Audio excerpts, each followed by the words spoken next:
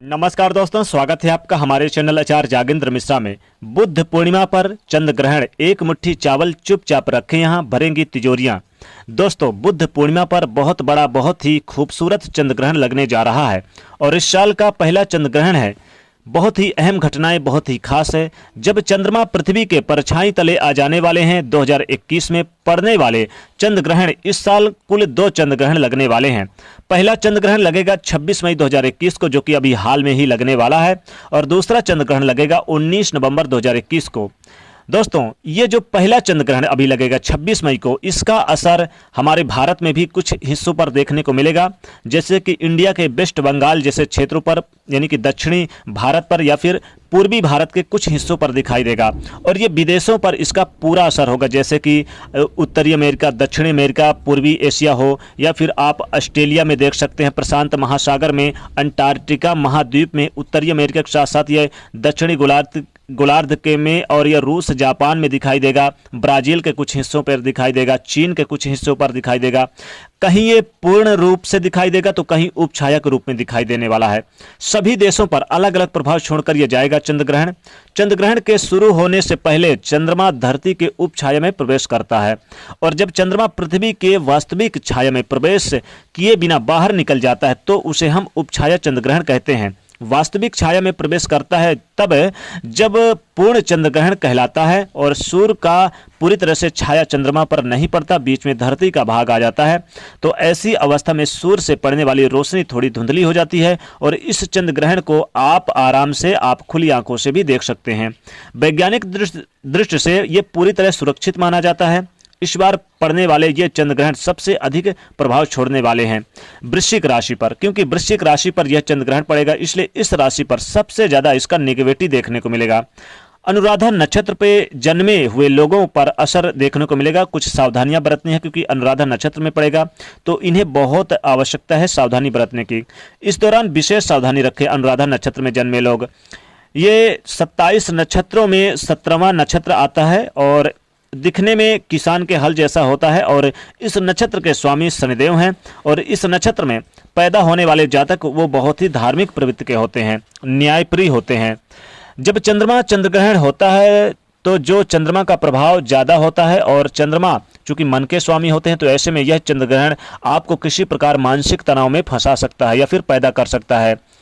इस दौरान आपको वाणी दोष भी हो सकती है, तो वाणी पे कंट्रोल बनाए रखें। क्रोध पर आकर कुछ भी बोलने से पहले आपको बचना है। और यहाँ पर कि देखिए, इसमें एक विशेष कथा आती है, चूंकि चंद्रमा क्यों पीड़ित होता है। सूर्य भी पीड़ित होते हैं जब उनका सूर्य ग्रहण होता है, लेकिन इस बार चंद्र ग्रहण पड़ रहा है 26 मई 2021 को, तो चंद्र ग्रहण पीड़ित होंगे।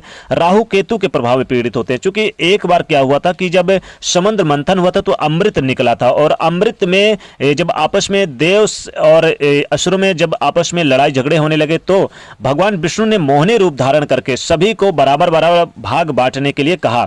सबको एक लाइन से बिठा दिया, और जब यानी कि देवताओं को पिला ही रहे थे, तो उसी लाइन पर राहु और केतु अपना रूप बदलकर आ गए, यानी कि राहु।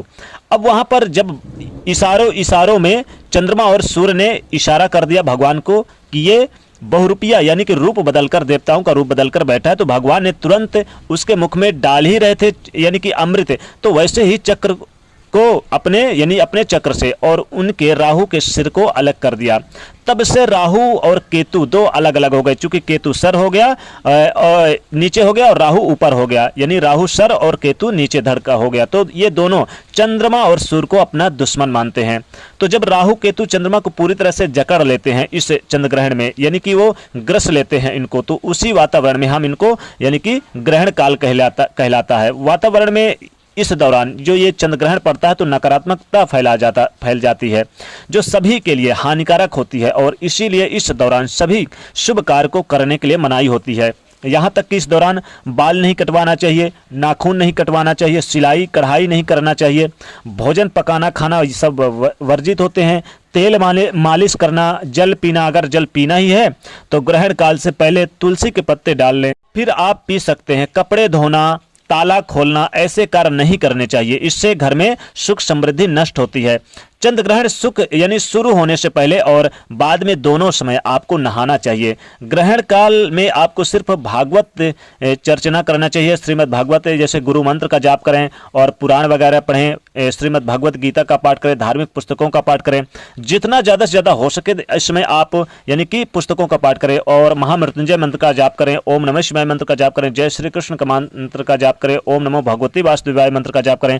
खासकर गर्भवती महिलाओं को बहुत ज़्यादा इस समय इन सभी मंत्रों का जाप करना है। गर्भवती महिलाएं बाहर न निकले, उन्हें विशेष सावधानी बरतनी है। चाकू, सुई, धारदार वाली वस्तुएं गर्भवती महिलाएं इस चंद्र ग्रहण के दरमियान न छुए और कोशिश करें धार्मिक पुस्तकों को पाठ करना और यथा योग्य अपने मन में संकल्प लें इस समय आप दान करने का। दान तो आप चंद्र ग्रहण समाप्त होने के बाद करेंगे, लेकिन आप यथा योग्य संकल्प ले सकती हैं।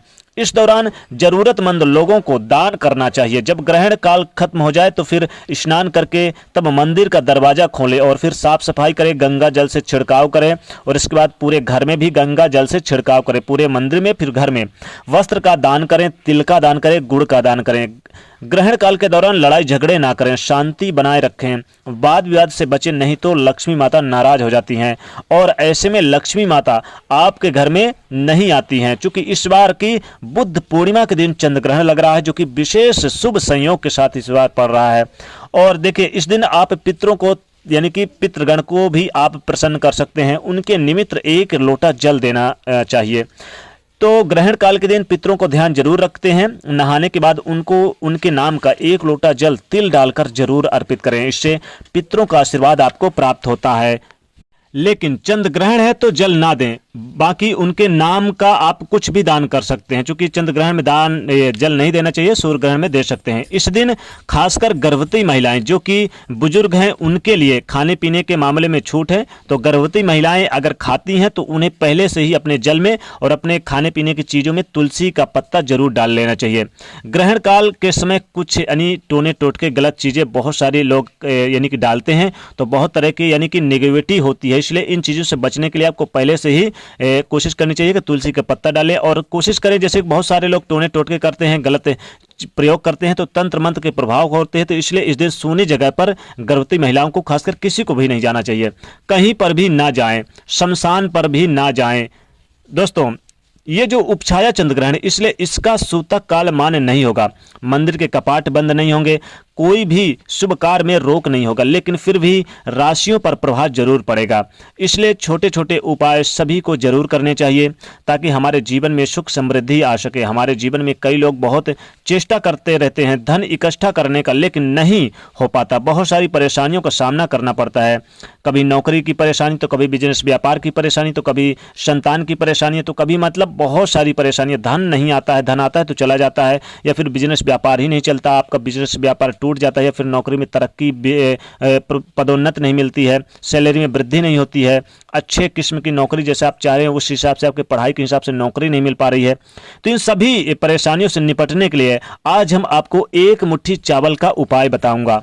एक मुट्ठी चावल का उपाय अगर आप ये कर लेंगे तो सारी समस्याओं से मुक्ति मिलेगी, जो कि शास्त्र में बताए गए हैं। एक मुट्ठी चावल के उपाय ग्रहण काल के दौरान करने के लिए उनको करके आप अपनी यानी कि चंद्रमा को भी, जो चंद्रमा से संबंधित जो बाधाएं हैं वो भी, उससे भी आपको मुक्ति मिलेगी। क्योंकि चंद्रमा मन के कारक है, तो जो मानसिक पीड़ाएं हैं उनसे आपको मुक्ति मिलेगी। तो चलिए, यानी अपना अगर गुड लक चमकाना चाहते हैं तो आप भी चावल का उपाय जरूर करिएगा। इस चंद्र ग्रहण में सिर्फ एक मुट्ठी चावल आपको लेना है, चावल जिसे हम अक्षत कहते हैं। जी हाँ दोस्तों, कैसा होना चाहिए चावल? बिल्कुल यानी कि अखंडित, यानी खंडित नहीं होना चाहिए, ध्यान रखना, टूटा हुआ नहीं चाहिए, बिल्कुल प्योर चावल, सीधा होना चाहिए चावल, पूर्ण रूप से चावल होना चाहिए। देवताओं का भोग होता है चावल, इसलिए कभी भी टूटा फूटा चावल यूज नहीं करना चाहिए। चावल को हर पूजा में, आप कोई भी पूजा हो, भगवान को चढ़ाकर इसका आशीर्वाद यानी उनका आशीर्वाद आप प्राप्त कर सकते हैं। इससे भी ग्रहण की अशुभता खत्म होगी। जब आपका ग्रहण पूर्ण हो जाए तो स्नान करने के बाद एक मुट्ठी चावल लेकर आप चाहे तो किसी शिवलिंग पर चढ़ा सकते हैं और फिर आप भगवान से प्रार्थना कर सकते हैं, अपनी मनोकामनाएं बोल सकते हैं। चाहते हैं आधा किलो चावल ले लीजिए और एकांत में कहीं शिवलिंग पर जाकर एक मुट्ठी चावल चढ़ा दे। जो बाद में बचे हुए जो चावल हैं वो किसी जरूरतमंद को दान कर दें, और ये उपाय अचूक होता है। दोस्तों करके देखिएगा, आपके घर में धन धान की बरकत होगी। अगर कभी अगर आपके घर में किसी प्रकार की समस्या है तो वो बिल्कुल दूर हो जाएगी। चंद्र ग्रहण के दिन आपको सुबह जल्दी उठना चाहिए, सभी नित्य कर्म से निवृत्त होकर और अपनी माता को, यानी कि देखिए, अगर चूंकि चाहिए इस दिन अपनी माता से भी एक मुट्ठी चावल ले सकते हैं। चूंकि माता चंद्रमा का कारक होता है, इसलिए आप इस दिन माता से एक मुट्ठी चावल लें और इस दिन उपाय यानी करें। कैसे करना है हम बता देते हैं, सभी लोग ध्यान पूर्वक सुने और जरूर करें। माँ नहीं है तो माँ के समान कोई स्त्री है, कोई, क्योंकि देखिए माँ के समान अगर स्त्री भी है तो आप कर सकते हैं, क्योंकि देखिए माँ का कारक चंद्रमा होता है, मन का कारक चंद्रमा होता है। तो और मन से अगर आपके संबंध है तो इसके लिए, यानी कि देखिए अब माँ से अगर संबंध अगर आपके बेहतर हैं तो इसके लिए आपको एक मुट्ठी चावल अपनी माँ से लेकर या तो उस दिन दान कर देना चाहिए, या फिर दान प्राप्ति के लिए करना चाहते हैं तो आपको ये उपाय जरूर करना चाहिए। माँ से लेना है एक मुट्ठी चावल, ध्यान रखिएगा। या फिर नहीं है माँ तो माँ के समान किसी महिला से आप ले सकती हैं जो आपके माँ के समान हो। आपको मैं बताता हूँ कैसे करना है। एक मुट्ठी चावल लेकर बड़े ध्यान से सुनिएगा, और पहले चावल को एक मुट्ठी चावल लिया, इसको रंग लीजिए पीले रंग से, पीले रंग में जैसे हल्दी से भी आप रंग सकते हैं। तो क्या करेंगे, कैसे करेंगे, कैसे रखेंगे, थोड़ा सा जल और हल्दी मिला लीजिए, उसमें एक चावल को, यानी कि ये इस चावल को मिक्स कर दीजिए और फिर इसको सुखा लीजिए, और फिर एक लाल रंग के रेशमी कपड़े ले लीजिए और इसमें यह चावल आपको बांध देने हैं। फिर से बता देता हूं, ध्यान रखें कोई टूटा फूटा चावल दाना ना हो, और इन दोनों को कपड़े में बांधकर माता लक्ष्मी जी के सामने आपको यानी कि विराजित कर देना है।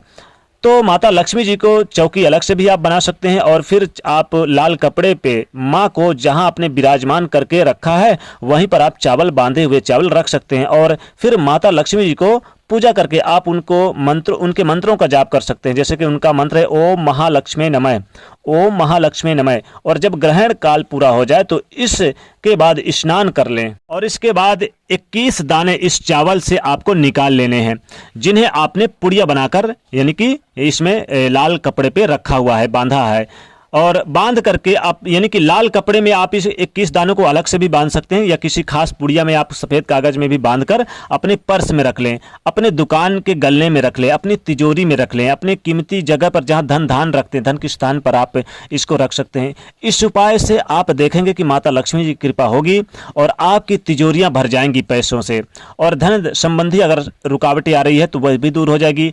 बाकी चावल जो बचा है उन्हें आप खीर बना लीजिए, और प्रसाद के तौर पर आप थोड़ी सी, यानी कि रोटियां जो बना लीजिए, रोटियों में खीर बना के आप चाहें तो कौवे को खिला दीजिए, या फिर गाय को खिला दीजिए, या फिर कुत्ते को खिला सकते हैं।